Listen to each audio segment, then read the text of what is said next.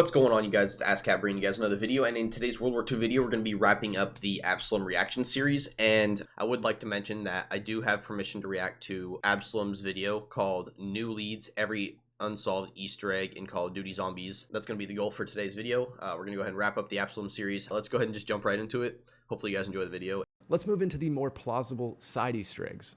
Okay, so our first side Easter egg is going to kick things off because this is the glass boot Easter egg. This is found in the pub and it is 100% a side Easter egg. If it's not, then I would literally delete my channel because I have no business hunting Easter eggs if this is not an Easter egg. That's how sure I am. So when you break the boot by meleeing or shooting, it'll disintegrate into these little glass shards that have an animation and then it disappears forever. Now, a while back, I had a player message me about an Easter egg that he had solved involving a blue bear, which I'll get to in just a moment, and this glass boot was supposedly connected to that quest line where he unlocks a bunch of treasure zombies.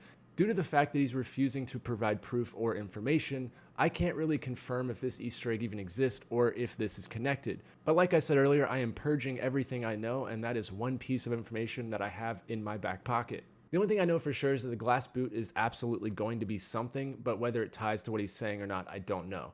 But to give a little bit of weight to what he's claiming, there was a thing at the beginning of this game where you could actually glitch into the upper area of the pub and trigger a shitload of treasure zombies. So with the glass boot being right below where that trigger point is, it's definitely possible that the boot is tied to the treasure zombie quest he's claiming. But I can't claim anything for sure at this point, but now I want to highlight that blue bear that he was talking about. So this blue bear thing he's about to jump into is technically still part of this glass boot thing, but I do want to go ahead and just like real quick note everything that I know about the glass boot personally. And I would like to say I actually know exactly who it was that brought this to Absoulem's attention in terms of this whole glass boot Easter egg. I already knew about it at the time of this guy bringing it to Absoulem's attention for sure. Because I remember back in the day this being a thing. It was on that same level as those 3 shelves on the side of the toy shop from last video. If you guys have been watching the series, there was like 3 shelves on the side of the toy shop that you could potentially stack all 3 of the Jack-in-the-Boxes on. And like I said, I think that Easter egg or that like side Easter egg, I feel like that's on that same level as that glass boot in terms of like the community knowing about it or like it potentially actually being a side Easter egg. The reason I say that is because the glass boot is interesting to me because I don't know if it was this guy that actually brought it to Absoulem's attention or not that brought this to my attention as well in terms of what I'm about to tell you guys. He's the one who found out that it was basically like a German or an Irish like drinking boot, so it makes sense that it's over in the pub. And to me this screams like potentially like a perkaholic side Easter egg, which would be super interesting. But like that's the only thing I could potentially relate this glass boot to. Like it really wouldn't make sense in any other fashion in terms of getting a reward. But like Absoulem was saying, it is kind of interesting that this glass boot does have this like player map glitch associated with it in the past where the pub needed to be patched multiple times so that you couldn't get up into that top layer of the pub. And because you basically be in like God mode, nothing could hurt you besides like whistlings and bombers if they blew up on you. What would have happened after a certain amount of time is these treasure zombies would either, I think, spawn in like a mass amount or like over a certain period of time it would just basically like start duplicating them. I can't remember exactly how this worked. I never really was into the whole glitching thing too much, so I do remember this going around and there being a few different versions of it because of how they had patched it. Essentially, it was all the same thing, just there was a bunch of different methods of actually getting up into the pub because they had to keep patching it because people kept figuring out how to get up there. So I do remember like 3 or 4 different versions of how to get up into the pub, which was wild. But anyways, I think that the fact that it is like a drinking glass boot is definitely very interesting. And I definitely think that the fact that you have this like pub glitch associated with like spawning all of these treasure zombies is definitely very interesting. But I think there was also a video where Glitching Queen kind of debunked this in some sense. Like it's not necessarily the pub spawning all of these treasure zombies. It's more so like the treasure zombies don't know where to go, so they never despawn, and after a certain amount of time the game just starts duplicating them. And it's not even necessarily it starts duplicating them, it's just like more starts spawning in because obviously they're not dying. You've been staying in the game for a certain period of time, and every so often a new one will spawn in anyways. So it's more so like you're gaining a bunch of treasure zombies just from being in this glitch for an extended period of time because you can't die really, and they can't find you. So I don't think it's necessarily the treasure zombies were tied to the glass boot, but it would be interesting if they were somehow tied to the glass boot and we were somehow triggering that, like the glass boot thing, based on being up in that pub glitch and like accidentally breaking the boot in some fashion or something like that. It would be kind of interesting to find that out. The bear I've been referencing is actually in the post office window bear, sitting in a wheelchair facing a fireplace with 3 different bottles on the mantle. So the post office being right beside Klaus's workshop is actually very relevant to the lore of this storyline, and so when we go to Klaus's workshop, we actually find that same bear on the table upstairs. Upon looking at the bear, we notice that it's missing its right arm and its left leg. So that got us thinking that what else could tie into this? Well, there is a body in the morgue that is also on. Okay, so I just have to pause it here real quick so I don't have to go back and forth. But he is right. Let's just go ahead and take note that that bear does have a missing right arm and a missing left foot or a lower leg, because he does still have part of his leg, and so does this corpse. I would also like to point out that if you're looking very closely at this body and you look beyond the body, you can see that the projector is clearly illuminating a Nazi eagle crest in, like, I would say highlighted, like a more visible light, and then obviously the surrounding area is a little bit duller. But you also have this on a nerb symbol right here, which most people know about, which you can see like the sword, and you have like these other 2 arms of the sword coming out. And this is like the Dutch on a nerb is what that says around the crest of it. My theory is that there's clearly an Onanurb symbol here. So if you don't know, the Onanurb is like into the occult, the whole Nordic mythology of like a superior race, and that was like where the whole Aryan thing came from in terms of Nazi culture, if you will. But so basically the Onanurb was like this faction of SS where they would go study the ancient artifacts and like mythos and legend of sorts to like prove that Nazis and like the Aryan race were actually a supreme being, essentially was the whole gist of them. So I think it's interesting that you have, no, actually, now that I'm really looking at it, look, this zombie is even blonde. That's kind of crazy. Anyways, it's missing a leg like that teddy bear, and like I said, you have a sword symbol over its right arm. Clearly it has its right arm still attached, but it's interesting to me that after we beat the hardcore Easter egg, we have this Robin Hertz crystal, which we know clearly resurrects Klaus. What if we could potentially do something somehow to resurrect this corpse? Or, better yet, make it match the teddy bear and cut off its arm with the red talon sword, like it's depicting right here, the sword on the right arm, which is crazy to me that this is being overlooked like this. But yeah, no, I definitely think it's interesting that you have this like on a nerve symbol here, this like eagle crest that is almost being overlooked by people. I feel like nobody's really pointed out the fact that there is like actually an eagle crest here. If you really look, you can definitely like clearly see the tail feathers down here. You have like a wing over here. You can kind of see like it goes up into the body on both sides, and you have a wing over here. You have a wing over here, clearly a head and like the top of the wings, and then you have the on a nerve symbol with the sword clearly over the right arm, with the zombie missing the left leg. And then, like I said, once you beat the hardcore Easter egg, you have this Robin Hertz crystal, which could potentially resurrect this corpse. I would like to just point out, this zombie is not nearly mutilated enough to not be resurrectable. Because let's think about the corpse gate from the Darkest Shore. Let's be real. That dude was in way worse shape, and he was still alive once we, like, attached his head again. Could there be something else here to do with this? We'll find out. On display and missing its left leg. So maybe these are connected, or maybe Sledgehammer just has a weird obsession with taking away limbs. So when this guy claimed to have solved this bear Easter egg linking to treasure zombies, he gave some hints. That's what I'm basing a lot of this footage off of. But the main thing he talked about was the bottles. And so the bottles the bear's looking at can be found around the map and be broken through meleeing or shooting. So we got one at the toy shop stairs, one on this barrel here in the square. We have a bunch in the pub area, and then there's 3 more in the bunker area. So the only one that doesn't break is the one in the town square, so I don't know if that's relevant or not, or if these bottles are relevant, because again, we don't know what's true and what's not true for this. It's also just worth throwing into the mix that Klaus's Workshop's logo is actually a teddy bear, and that's very relevant to the storyline. So having a bear quest is very plausible. So he's about to move on to the next thing here. So I just want to real quick point out that that is very valid. I think it'd be very cool for them to have a teddy bear Easter egg of some sort within World War II Zombies.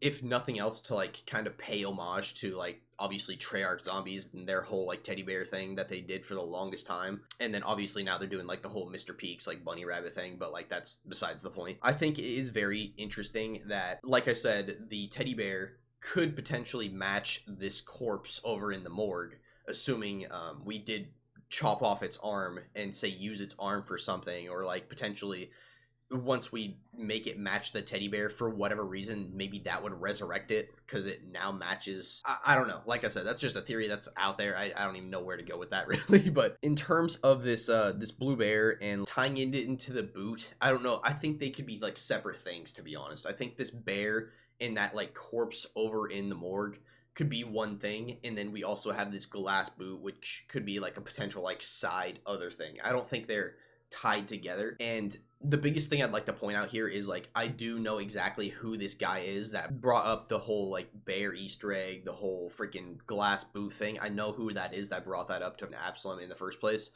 And he's since deleted all of his videos off of his channel, which is what I was saying in my last video when I mentioned him with the whole, like how I said he's the only other person I had ever really heard talk about these like random antenna across all the different roofs, like whether that's a TV or a radio antenna, whatever it is. He's like the only other person I've ever heard talk about it. So I do find that interesting. I don't know. I do think it definitely calls into question how valid anything he says is, because he obviously he deleted all of the videos off of his channel at this point in time.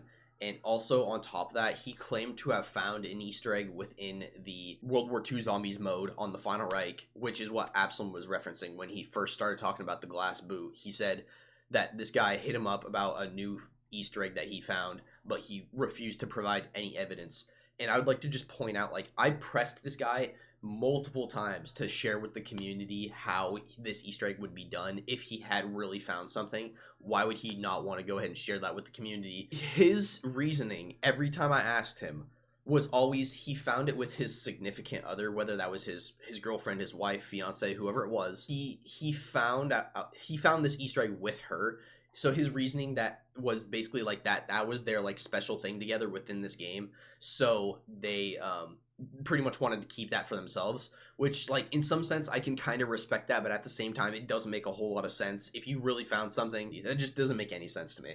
And then like I said, he since deleted all of the videos off of his channel, so very, very much so calls into question how valid anything that he actually said was. The last thing I'll mention about this bear is that the wheelchair it sits in is actually found in the laboratories, and there's only one of these chairs in the map, so whether these tie together or not, I'm not sure. This could be some sort of fetch quest where we get the bottles in the wheelchair and vice versa, and essentially link something in the pub with the glass boot possibly. So now it's time for all of us to look into this and unveil its mysteries if it actually exists. So to wrap up this, for me personally, the only thing I could really see the glass boot being tied to, where it is supposedly like this drinking boot, a potential perkaholic side Easter egg. Bear thing, I'm going to bring us over to the blue chimney that has a chrysanthemum logo on it, and that is going to lead us into our next Easter egg. The chrysanthemum logo, or the flower, is actually a really interesting piece of World War II lore from Japan, and I'll get to that in just a moment. But this flower can be found a lot around the map, and initially I thought it was just a nod to some lore, but now I have reason to believe that there could be a side quest linking to this. So to start, I'm going to tell you what the chrysanthemum logo meant during World War II to Japanese culture. Senjishu, hana wa tenno no ishino o are wa shiteta. Oh wait, sorry if you don't speak Japanese. Hang on, let me start from the beginning. So during the war, dude really just had to flex the fact that you could speak Japanese. the flower represented the seal of the emperor, and so they would inscribe the chrysanthemum flower on a lot of the rifles. However, if the soldier was captured, they would deface the weapon by scratching off the seal. So that would represent a sign of disgrace. So now if we look at the Type 38 in World War II Zombies, when you pack-a-punch it, its name is called the defaced chrysanthemum. So that's pretty interesting to me to know that little piece of lore, but then I started looking into this a little bit further and I realized that these figurines are Japanese figurines from the World War II era. Then you look at it. So real quick, while we're talking about this Japanese stuff, I would also like to point out that there was also a Japanese drinking style ceramic boot, which I would assume these are either like ceramic or like porcelain figurines. So it's definitely interesting to me that this glass boot could potentially be Japanese as well. Further, and there's actually chrysanthemum flowers at the base of the figurine. One more step and you'll start to notice that there's different flowers on each of the figurines. So now let's take a step back and look at the Type 38 once again. So when you pack-a-punch it, like I said, it's called the defaced chrysanthemum, and weirdly enough, this gun actually has an electrical effect once you've pack-a-punched it. This effect comes from killing zombies, and every so often it'll trigger the effect. So I don't know if it's just a cool effect or not, but it is interesting that the gun that ties into all this lore also happens to have a unique AAT. It is very interesting that this gun that ties into specific like random flowers and stuff like that around the map, and then we also have this electrical theme about the map. I think it's very odd that once you pack punch this sniper, it connects to these different flowers around the map, as well as has this electrical effect that could potentially have a bigger cause and effect on the map. The only other gun in the game I believe that does this is the machine pistol that's found in Spawn. So I don't know if we're supposed to use the electrical effect on something or kill zombies near something, but it is interesting that the defaced chrysanthemum has that. So I've been thinking about this recently, where he just said the defaced chrysanthemum and then also the machine pistol once you pack punch it. Both of these weapons have like an electrical attack effect once you've obviously. So the way it works is you have to kill a specific amount of zombies and then it just randomly triggers, it seems like. I don't think there's a specific number of zombies you have to kill necessarily to get it to work. It does seem kind of just random. So it makes me wonder if like maybe there is a specific trigger for it that we're just not acknowledging we're doing, and that we do specifically need to essentially get that charge, save that charge, and then maybe the next bullet will still be like electrical in that sense. And then we could use that bullet specifically for something, like shooting something in particular that could potentially power something on, or basically route power somewhere else. I don't know. So something I personally want to try is killing zombies near these figurines with that effect, and or near the flower shops in the map. The flower shop in the very middle is intriguing to me because it never had a player glitch associated with it. So there was never So really quick, while we're looking at these toy shop signs and looking at these, I have to point out that I've never heard anybody talk about what I'm about to say. So I would like to say that this is in some sense kind of like a I discovered this type thing. Unless somebody's talked about this somewhere and I just have never come across it. If you actually look at these signs, you'll notice obviously they're attached to a hanger. Some of these hangers have a different little ornament right here. So some of them have like almost like it looks like a wing, like a angel's wing kind of is the best way to explain it. Or like this one looks right here, it's an upside down bird's head. And if you go in game, you can see it much more clear. And I wouldn't even think this for a second. I would think, okay, maybe there's just an odd resemblance there and that's coincidental. But if you actually go in game, you can see it much more clear. This actually, where this little like ornament is hanging, is inside of the bird's beak, and on the other side of this beak, where I'm like having my cursor right now, you can actually see that the beak is opened a little bit. So if it was like together, I would be like, okay, maybe that's just like an odd coincidence, it looks like that. But where it's separated and it literally looks like the beak is opened, I'm just like, there's no way that's not a bird's head. The fact that some of these have a bird's head, and then also some of them have like a almost like an angelic looking wing, is definitely very interesting to me. And you'll notice that there are multiple like flower shop symbols. There's multiple like I think there's a few different crown symbols. There's a few different like pretzel looking wand symbols. Like definitely a weird looking one. I don't know how else to explain it besides a pretzel and a wand. But yeah, you have these things attached to these flower shop symbols, those pretzel looking things. There's a specific snowflake looking one, I think, like right over here by my cursor. And then there's like, if you go around this corner a little bit more, there's a crown. There's blocks attached to these as well. And just real quick, I wanted to go ahead and add that there's also these like fork and knife, almost like restaurant diner symbols. I forgot to mention those during the recording, so I figured I'd throw them in here real quick. I definitely just wanted to bring that to the community's attention before we get into my follow-up video that I'm going to be doing after we get through this section here. I want everything that I personally know in the game at this point to be out there. That way, when people do finally come through and wreak havoc on these freaking games, then it's known, like, hey, maybe I was onto this, or maybe I was onto that, or maybe I was completely wrong there. I want whatever I know to be out there and as flushed out as possible. That way, whenever people do finally come through and solve these things, because let's be honest, if what I think is going to happen is going to happen, there's no way it's going to be me, because I'm not going to be the one that cheats and finds these things. I'm going to find these things legitimately if it's going to be me. So I don't know, dude.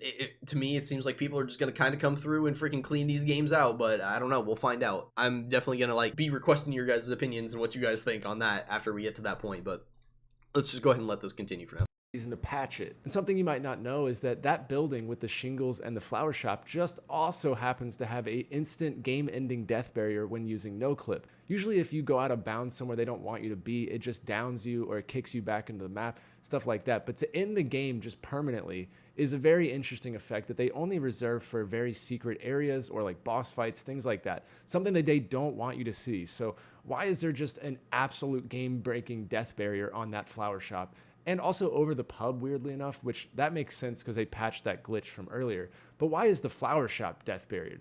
Who knows? But all I know is that the chrysanthemum is either an Easter egg with these figurines, or it's just a really cool piece of lore, and we can consider that a solved Easter egg. So now let's move on to our next side Easter egg. Okay, since we're moving on here real quick, I'm just gonna like go ahead and make sure we didn't miss anything with my notes. So in terms of the glass boot, I told you guys that it was like a historical alcoholic boot, if you will, and that it potentially has like German or like Japanese ties. And then, okay, so actually we didn't go over the glass bottles. So Absoulem kind of briefly touched on the fact that there was various different glass bottles around the map.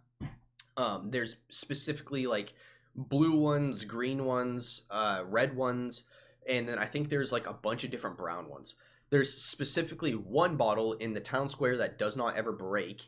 And I think it's very interesting that whenever people bring up these glass bottles, it's always more so like we need to shoot all of them in a certain time limit, kind of like the mannequin thing within Nuketown, just like multiplayer. I think that it's definitely interesting that these bottles all have like a color that are like more or less associated with a perk, and that's kind of where my whole like I think the glass boot could potentially be tied into like a perkaholic Easter egg really comes into play, is because there's obviously all these different colored bottles that we need to shoot. People speculate that it's potentially like tied in with either this glass boot or potentially even this blue bear Easter egg. It's definitely interesting to me that these all have a specific color.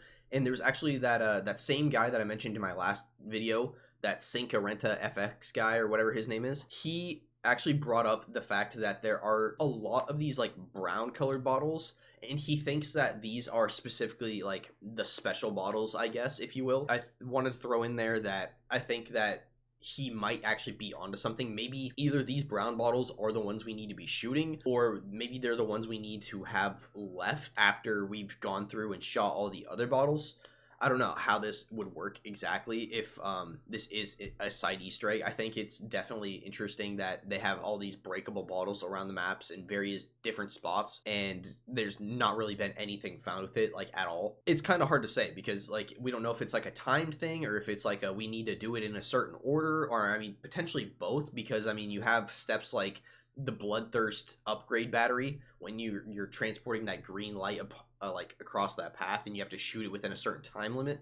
So technically you could still have it both ways, where you need to shoot these freaking bottles within a certain time limit, and you also need to shoot them in a certain order, which would be very inconvenient, but confused a lot of people, myself included. But when you look at the window barriers around the map, a lot of them have these insignias carved at the bottom and the top of the window that look kind of like little crowns or something. And so I started to look into this, and I found in real life, because I love to tie real life lore into this game, that in real life they used to carve these symbols into window barriers or above doorways, things like that, to protect them from witches and or evil spirits. So these are like a witch's insignia type thing on the windows. So to me, that was a really cool piece of lore that they added in. I don't want to debunk anything, like I said in my previous videos, like because I hate being that guy that puts stuff out there and then gets immediately debunked and then kind of like wonders why I'm being debunked, and then I do that same thing to other people. I personally don't really think this is going to be anything. Like, obviously you guys can see in that clip right before this, he threw a grenade at that, these little like cross beams on the window broke.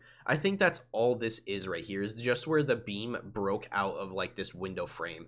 And if you actually like let the video play out a little bit longer, you can see like the side ones up there as well. They do look a little bit less detailed. You'll also see him look up to the top one, which I will give credit for. It does look a little bit more like a crown than this one right here does. This one straight up just looks like maybe a broken piece of wood out of a window frame to me. But like as soon as he looks up and you look at the top one, maybe it could be a crown. It does look a little bit more compelling. But I personally don't think these are going to be like witch symbols. I think it would be kind of cool if they tied the whole witchcraft thing into World War II zombies lore and that sort of thing. But I don't think it's going to be something. I actually have made a fair amount of notes on this, and I don't have most of them at this point in time anymore, just because I honestly did not really find this compelling enough after I did my searches. Even like with all these different like witch symbols or like witch insignia or like all these different little ruins, I guess you could call them, none of them were matching up with things like this. It was more so like carvings like he had just shown, where it almost looked like a flower, if you will.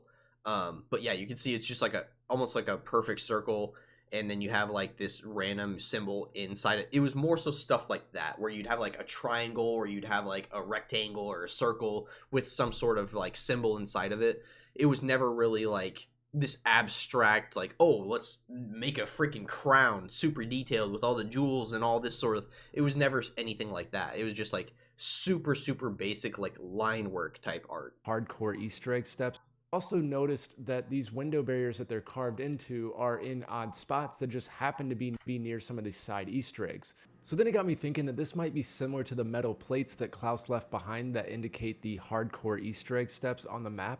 And so when I started thinking about it, we have the notebook for the casual Easter egg, the metal plates for the hardcore Easter egg. So why wouldn't the side Easter eggs be marked? So it's very possible to me that these window barrier markings are actually near side Easter eggs and mark where to look for stuff. I could kind of see where he's coming from with that, and that's only because these windows that are breakable like this, these are, by the way, these are like jump scare windows, if you don't know. They have, I don't know if there's any elsewhere besides like right next to these power valves, but right next to these power valves, there's a jump scare window. And there are a few other breakable windows that are kind of like this, but I don't think a zombie ever jumps out of them. But it is interesting that they're all like right next to a power valve, and like he said, they do have things of interest near them. So I could see where he's coming from in terms of them marking side Easter eggs, kind of like the Klaus insignia do. But as far as I'm concerned, we don't even know if we've solved any of the Klaus insignia in the first place, apart from like on the Groston House map, when we're throwing that Jack in the Box up at the rafter, and then we legitimately see that Klaus insignia disappear. That's, in my opinion, the only one we truly have solved. Like, even when we put the freaking points into the piano so that we can actually complete that Easter egg on Groston House and get the pack-punch weapons out of the box, to me, there still feels like there's something off there, because that insignia does not disappear on the piano. But yeah, I don't know, like I said, maybe I'm just looking too much into these things, and things like that are solved already, but like there's always that question, because that first one up in the rafter disappears. It really makes you wonder if any of these other ones are solved, because they haven't disappeared. And so I just thought that was worth mentioning while we were talking about the lore of history and how it ties into this game with the defaced chrysanthemum, and how the witches' insignias might play into this map. So not really sure if it actually marks anything or not, but either way, hopefully this clears up some of the confusion I've seen all over the internet on what these symbols even are. And now that we're done with our history lesson, I wanted to clear up one more confusing thing for the community, which is the panel found in the town square. So this panel has haunted the community ever since release. I have spent an insane amount of time hunting this myself, so I wanted to get one thing straight so that we're all on the same page going forward. One, the panel is not the same asset as the panels that blow open during the hardcore Easter egg. If you look closely, the ones that blow open. So I mentioned this in my last video, but just real quick, this panel right here is where you would get like your Tesla gun upgrade, and he does point this out, that this is not the same asset as the one in the town square. This one clearly has a bent corner, the one in the town square does not. I would, however, like to point out that if you look directly above this one, this panel matches perfectly to the one in the town square. And it does not have this bent corner. It is, in fact, a completely sealed panel that looks, perfect, if you will. instead of being damaged. It's interesting to me that nobody else has noticed that this panel right here is literally the same panel. Everybody looks at this one and they're like, oh, maybe it's a Tesla gun upgrade panel. Or they clearly say, oh no, it's not, because this little corner right here is damaged. But to me, it's like, okay, go one step further. You guys are so close. It's right above it. Have a bent corner at the very top, and the one in the town square does not. So that tells us that it's a different asset. And thanks to other people using NoClip, we know that there's no item inside of that panel, or at least not yet. Maybe, I guess, something could spawn into it or lower in or out of that playable area, but at the moment the panel is different and it's also empty. So it's not exactly looking great for this Easter egg, but I can still hold on to some hope that this panel Easter egg does end up being something. The only mention of this panel from the developers is an interview with Jay Rizzo, Cameron, and Jason, who is a developer, and they actually talked about this panel specifically. You know those objective panels that hide the Uber Schnells for the Tesla guns? Sure. There's one in the square right above where you turn on the generator for the bunker. What's that all about? Like, was that like a cut Easter egg, or is there something more to that? I have a question for you, Rizzo. Shoot. If we were to tell you an answer and it revealed something that you might have had enjoyment finding yourself, would you want to know? Would you want the community to know that there's something that they could have found themselves that you just ruined right now by asking directly? Wow, you really got it. Just make me the bad guy, huh? But yes, I'm terrible at finding Easter eggs. I'm gonna have to pass on this one. Darn. Yeah. So, audience, take that how you will. So yeah, that was a super vague answer, and you know, like Rizzo said, take that as you will. I could see it going either way, but I hope that that clears up any kind of confusion on the panel Easter egg. And now let's take a look at an Easter egg I debuted in my last video, and it's known as the Fountain Easter egg. So the Fountain Easter egg is something that I, and I'm sure a lot of people, have noticed as an odd asset.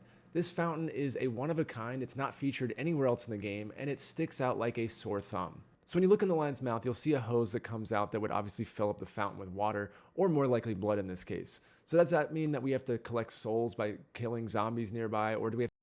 So if you've seen my last video, or potentially even my first video on this series, you would know that I've speculated it obviously had a spigot coming out of that lion's mouth. It had a drain in that little like bowl where it would catch whatever liquid falls out of that fountain. But I speculated it would either go down into either the Pack-a-Punch room or potentially the laboratory, just because like that would be really the only two places it would make sense to go. And I said the Pack-a-Punch room because obviously you have all this blood on the floor. There's specific pipes in the ceiling that actually drip blood down, so it would almost kind of make sense that that somehow connects over to there.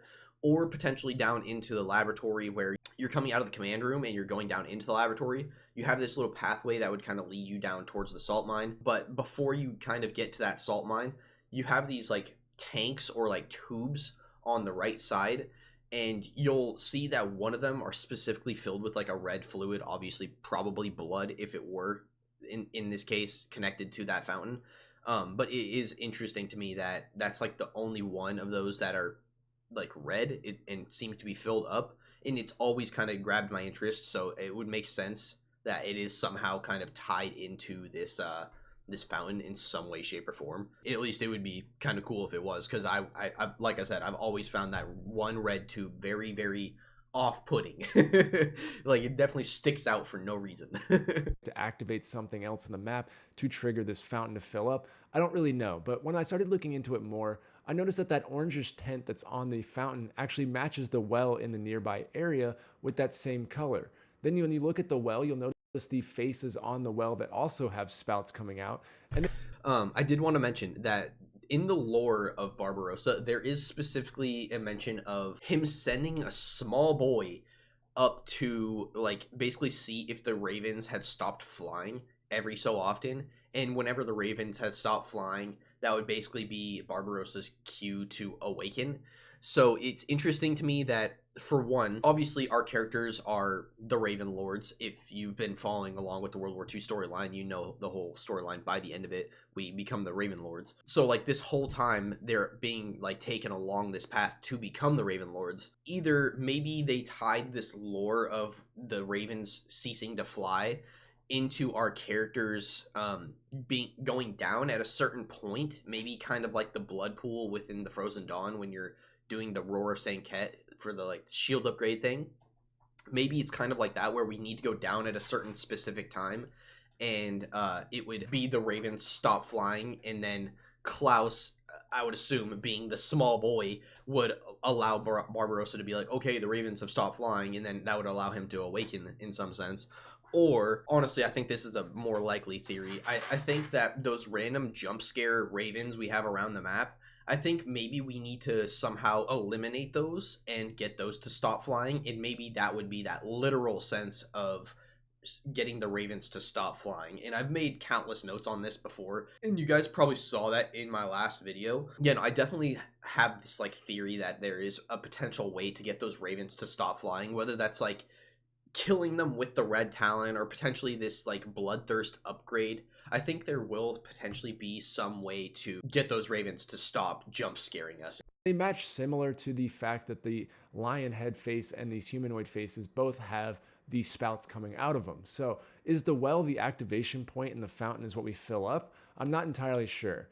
I also want to add to this whole fountain thing that there are the 2 gas cans that will be there the entire map in the nearby areas to each of these assets. One more thing about the gas cans is they will create a crawler on any round. It does not matter if you're on round 1 or round 100. If you blow up the gas can next to a zombie, it will create crawlers. So that leads me to believe that maybe these gas cans are tied to the fountain itself, and the crawlers that we create are then used as sacrifices or something along those lines. So I need to do a lot more testing on this and really flush out what this could be. But that's everything I know about the fountain at this point. But now let's... So I do think it's interesting that there is 2 gas cans and then 2 particular, like, I would say clay looking fountains. And then obviously you have both of these gas cans roughly within the proximity of these fountains.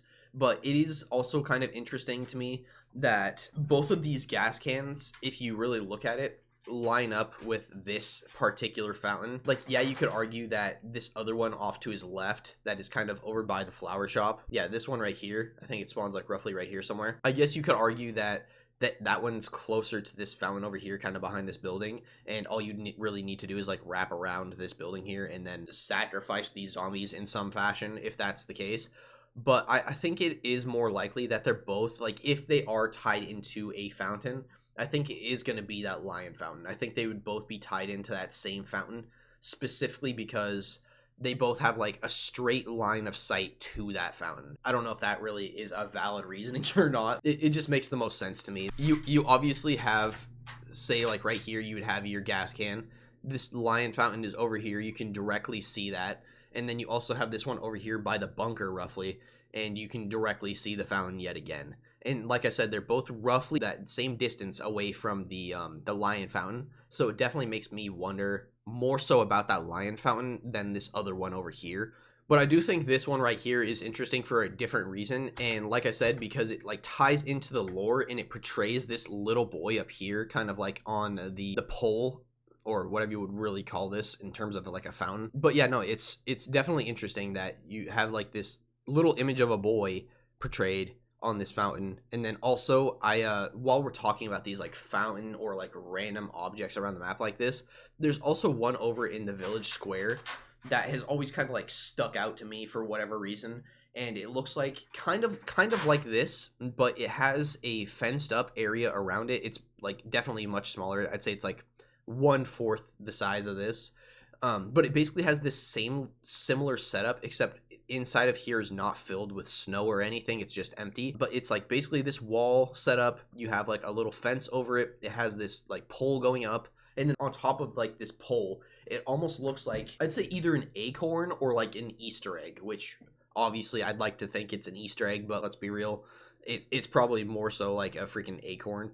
And I'll have a screenshot of it so you guys can see what I'm talking about. But it is definitely super similar to this one. This one just doesn't have the fencing on it. It doesn't have... I don't know if it has these spigots, or maybe it does, but they're not stuck out so far.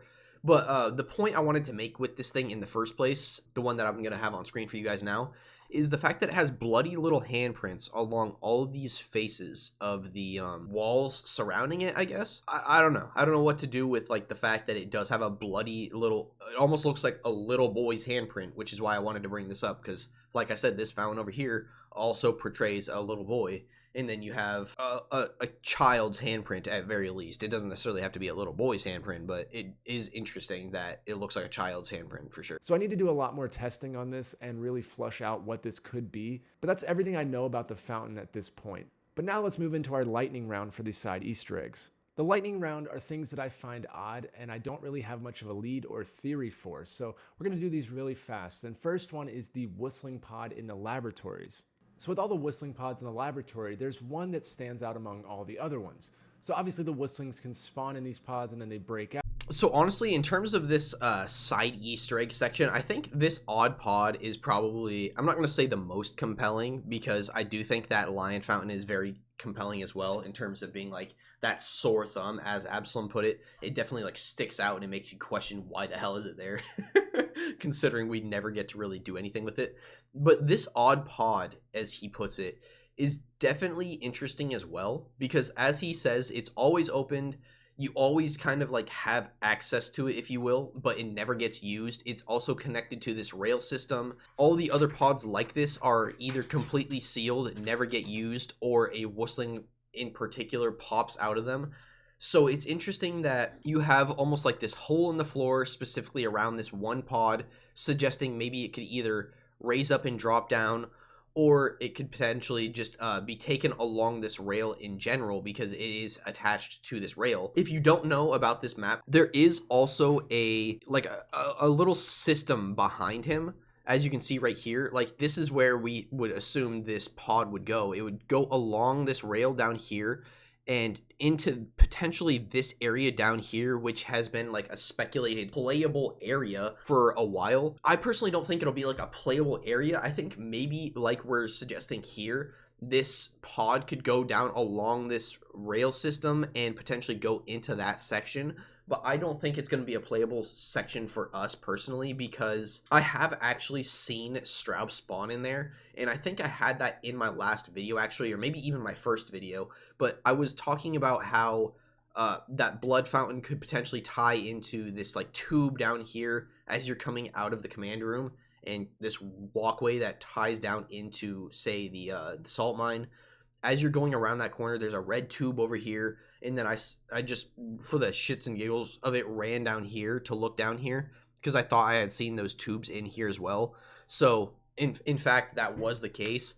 And I also happened to get a little clip of Straub spawning in this section. So I thought it was definitely convenient that I did that, by all means, because like that to me does prove that this is not a playable space, because Straub spawns there. Obviously we know he spawns in like unreachable spots, either that or just like places like zombie spawns, or just out of the map spots, basically. Like you can't get there in game without like doing a glitch or something of that sort. Like I said, it's interesting to me that you have this this odd pod, this rail system, that for one, this section of it that goes up here where we are now, as well as down through into the electro trap, never gets used. And then on the other side of this system, that would obviously be escorting the Guy's Craft device all the way over down here and to your left. On the other side of that, across the hall, obviously straight directly from this one, you never get to use that rail system either.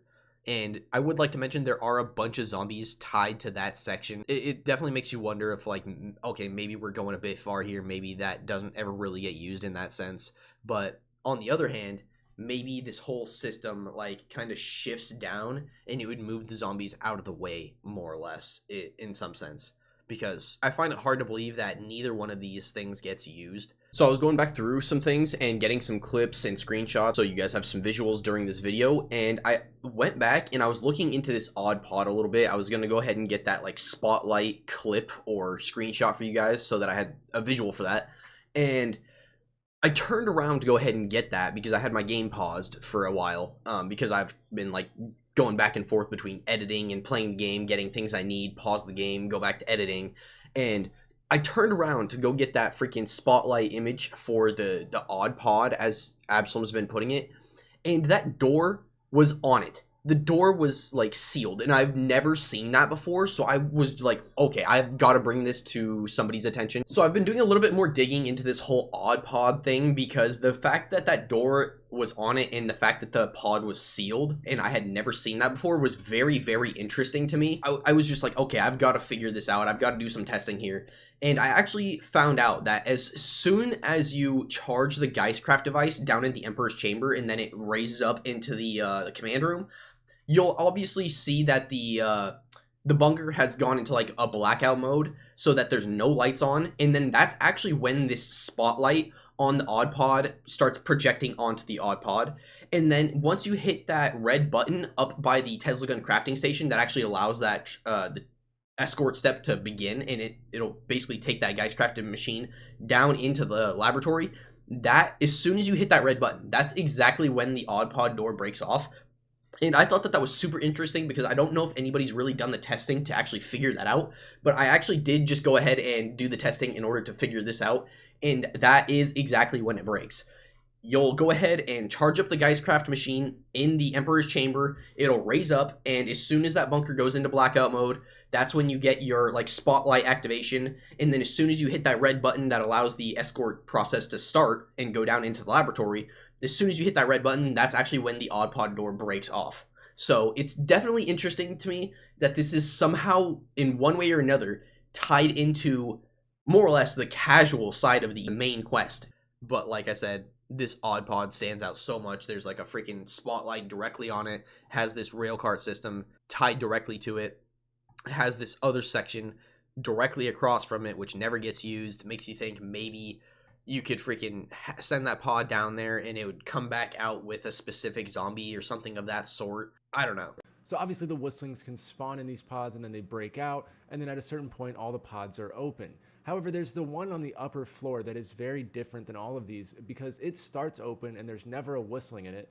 Also, it's very well lit and there's a spotlight right on it, but what makes it really strange is that there's blue cables that come out of it and link up with the transfer device used during the Tesla gun. It also goes right through the electrical trap, and it's just an odd pod that makes me go, huh.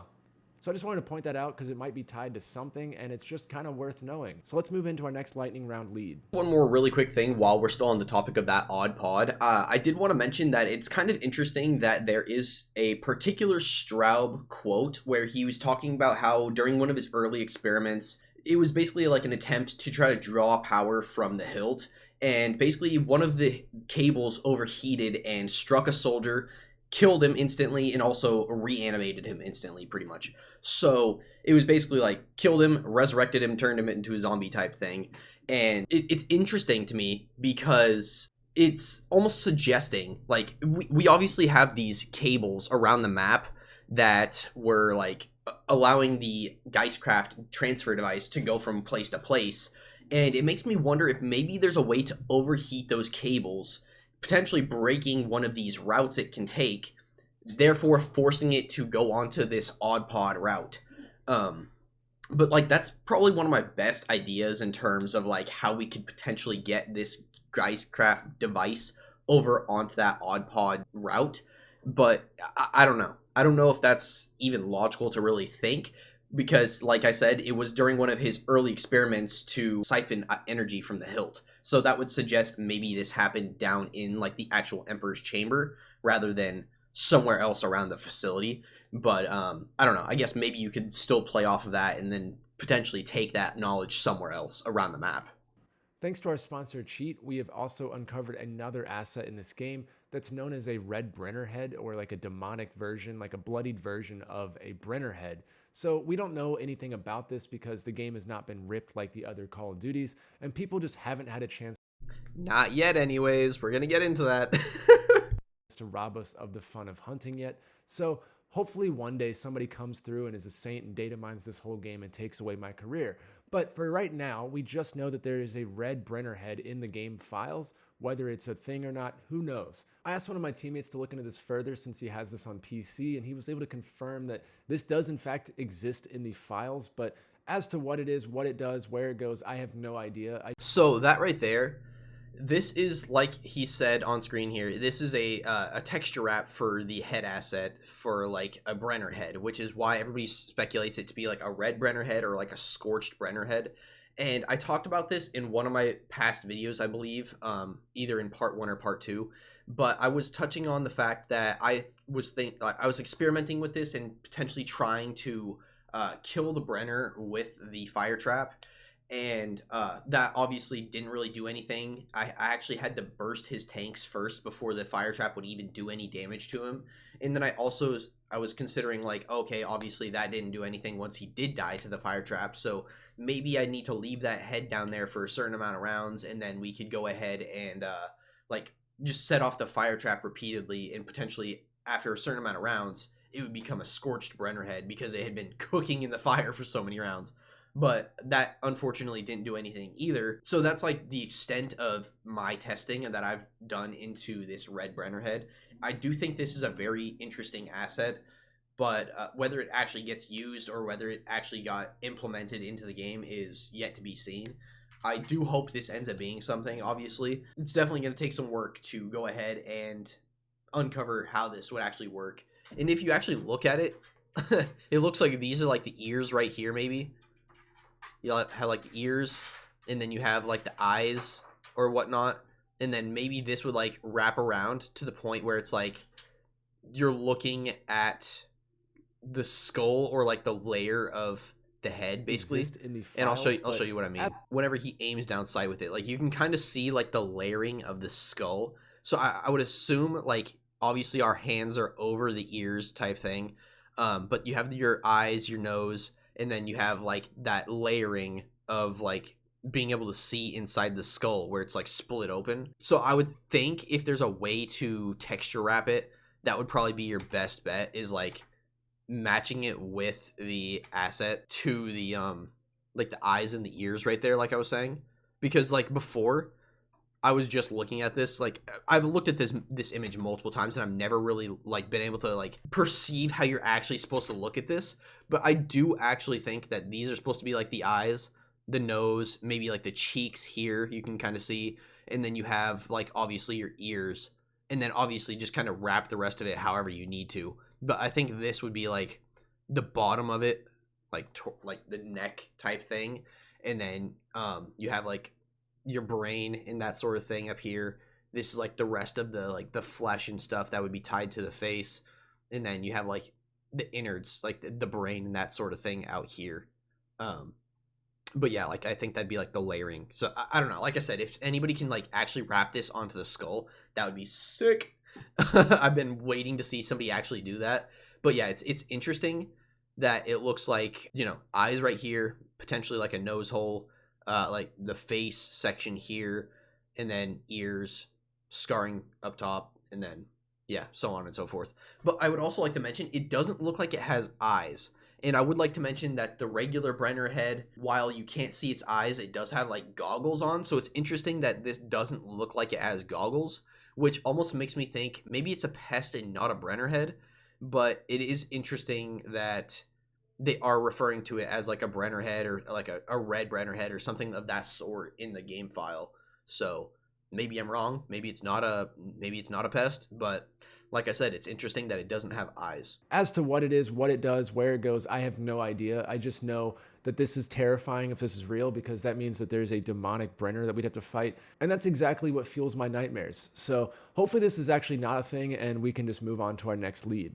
So now we can finally talk about a different map, which is the Shadowed Throne, and there's the zombie head that can be found in the armor machine when you melee a zombie next to it. This was in my last video, and a lot of people are aware of this, because to upgrade the Axe quest, you need to collect a Scorcher head, but for whatever reason, you can also collect a zombie head and unbalance the scales. So the leading theory is that the zombie head is there to let you know it's the wrong kind of head, and then you go and seek out a Scorcher to actually balance the scales. And I think that's genuinely what this is going to be. Like, it could still potentially be something else. And it, like he does end up saying, it is kind of still in the back of your head that it could be potentially something else. But I think it is most likely that his lead theory, or the community's lead theory on this thing, is straight up just that it's supposed to direct you towards finding a Scorcher's head instead of obviously a zombie's head. It just makes you go experiment with trying to collect the other heads instead of this one, since obviously this one didn't work. I think that's like the best theory. I don't think that this would be tied to any sort of other Easter egg. I could either be wrong, or maybe there's a potential way to like get it to be balanced before you place it down, and that would be like the only way that that could potentially work, in my opinion. So I just thought about something. The head on the scales and the whole like testing whether this could potentially be tied to a side Easter egg thing, I genuinely think the best way to test whether this could be tied to a potential side Easter egg would be to obviously go get that Scorcher head first, get the bowl or whatever, do whatever you need to do with the axe, get the axe, do all those potential steps that we do know about, and then see if we're still able to go ahead and place down these various different heads to unbalance the scales. And if you're still able to place those heads down, then I could say, okay, maybe this is a potential side Easter egg, but otherwise, I like I said before, I don't think this really could be anything. But it's always kind of in the back of our minds that this could be something else involving something. So the community's kind of split on this, and I just wanted to include this in this video since we're talking about every unsolved possibility. And that is going to wrap up the zombie head Easter egg on the Shadowed Throne. So now I'm going to put a bow on the World War II Easter egg leads as a whole. Now that you've seen all of the side Easter egg leads, all the super Easter egg leads, and all these odd items I've been pointing out, I want to draw our attention to the platforms on the second map of the Tortured Path. So we know that each platform represents a different map throughout the game. However, the items they chose to represent these maps just happen to be items from side Easter eggs and a lot of these leads that we've been looking at. So could this have been their way of hinting at what had to be done on each map, or possibly hinting at the side Easter eggs on each map themselves? This would have been a really good way to do that, especially since the Tortured Path is on a separate playlist, meaning that it wouldn't have been involved in a super Easter egg that might span over all the maps. So now let's take a look at each of these items on the platform, starting with the Final Reich. At first, we notice our blue bear over here in the corner just hanging out against the wall. And we're also going to notice that the bunker door is weirdly upside down. You better bet your ass they put that door upside down for a reason. That's not by accident. Like, I have to believe that that was on purpose. I can't believe that they simply overlooked that and put it upside down for no reason.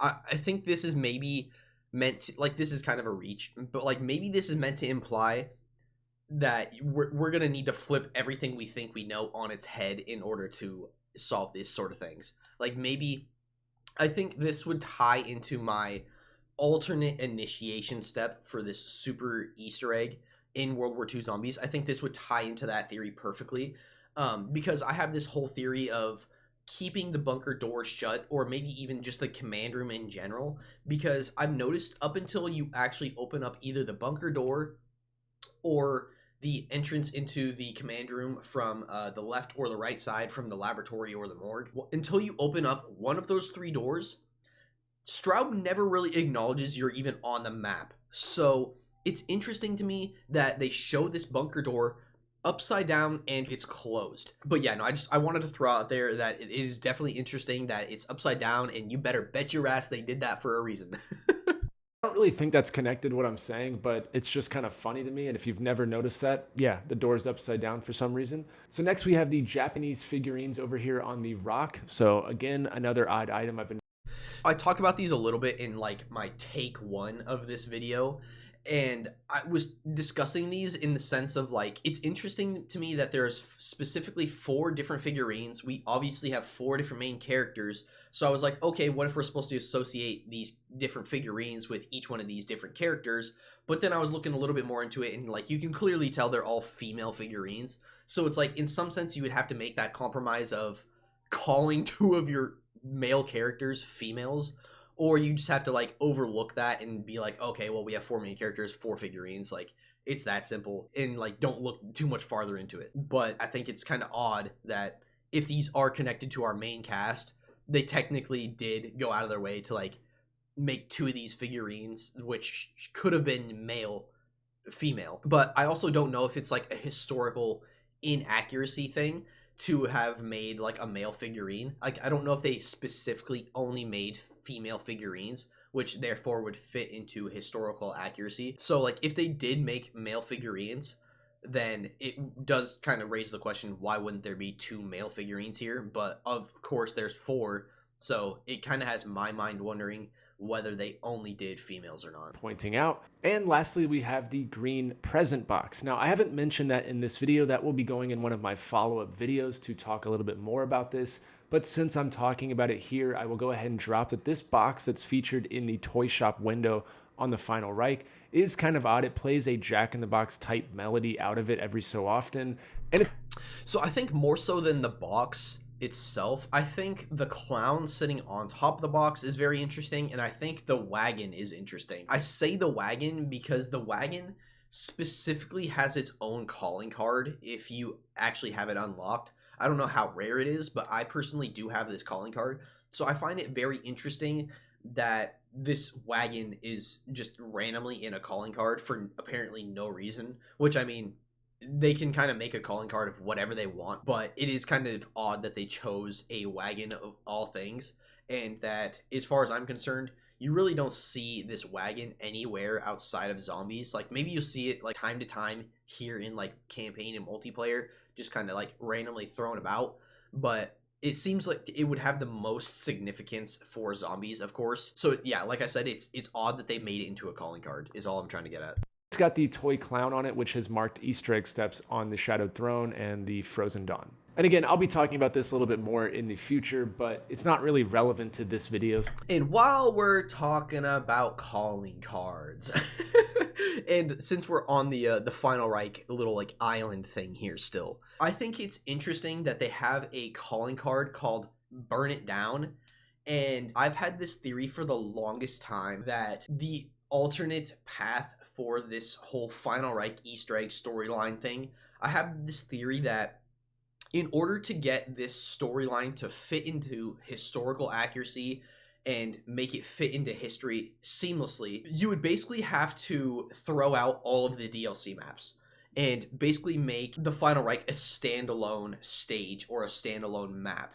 So in that sense, I would think you would have to destroy all of this Nazi research and like basically burn it all down, as the calling card suggests. But I had this theory long before I ever even came across the calling card. I also came across additional evidence for this. There was one clip of Cameron Dayton saying, in the early stages of the character development of Jefferson and, you know, Ving Rhames or whatever being that character, he was actually supposed to be like a demolitionist, like your bunker buster, I believe is how they actually put it.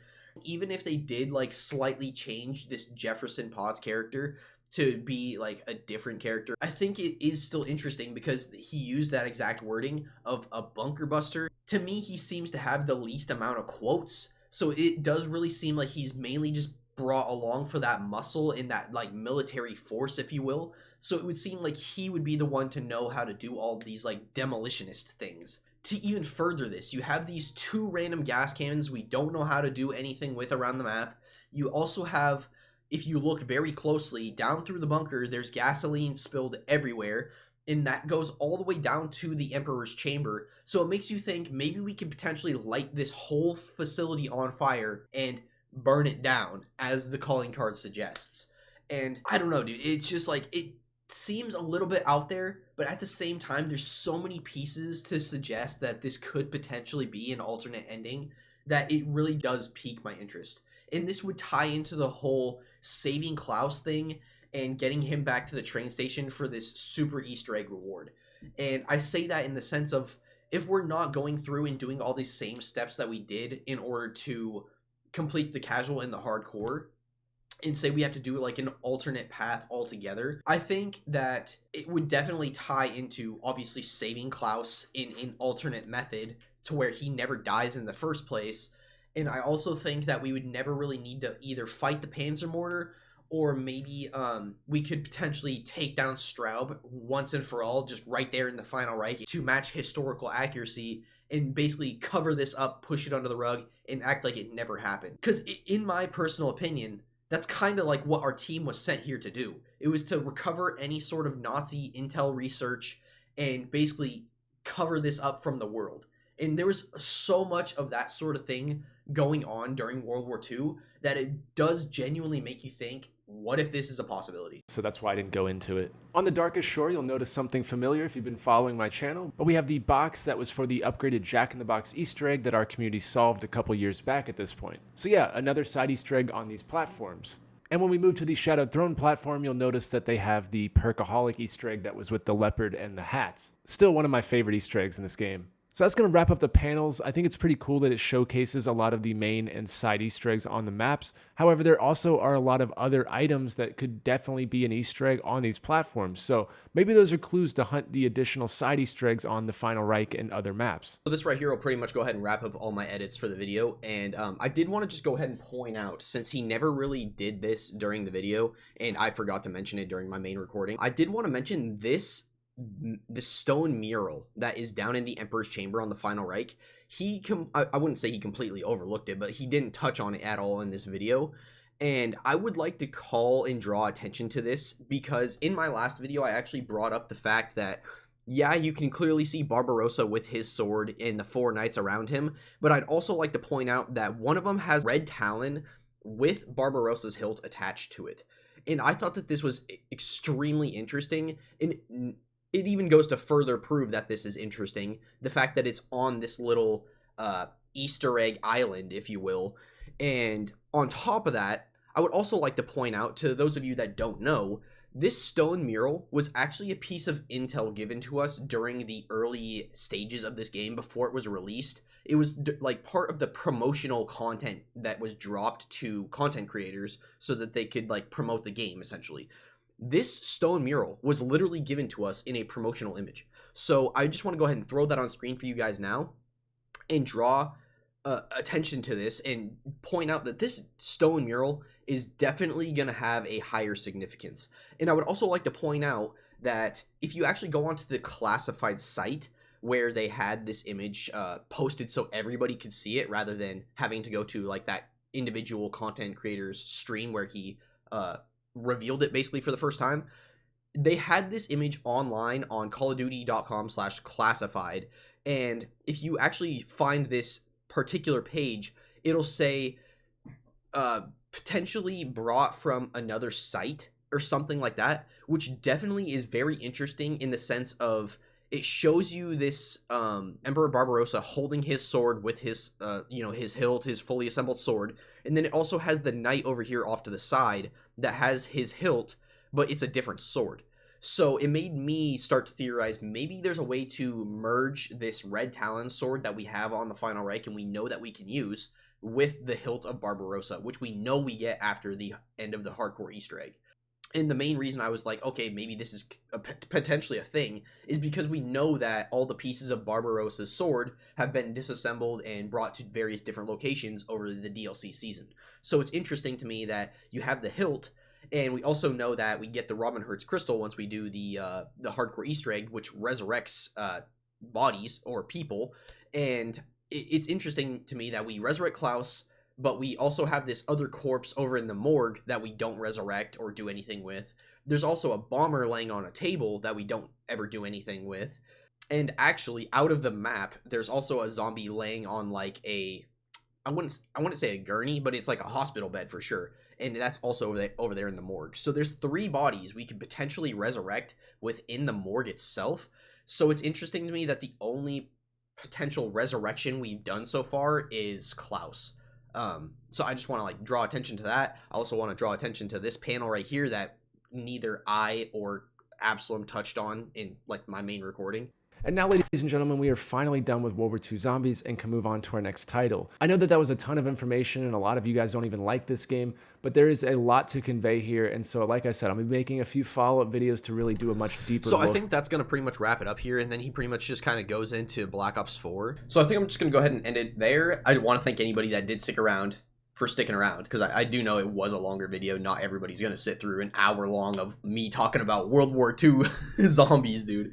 But like I said, I really do appreciate anybody that did stick around for the entire video and anybody that's been watching this series in general, because let's be real, they've been all close to an hour-long videos. So anybody that has taken their time to sit down and actually watch these in their entirety, I do really, really appreciate you guys for supporting.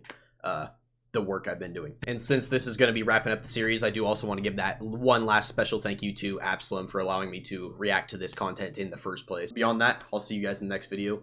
Be looking forward to another video very, very shortly. I've been wanting to bang these out so I could get right on top of this next video that I want to cover.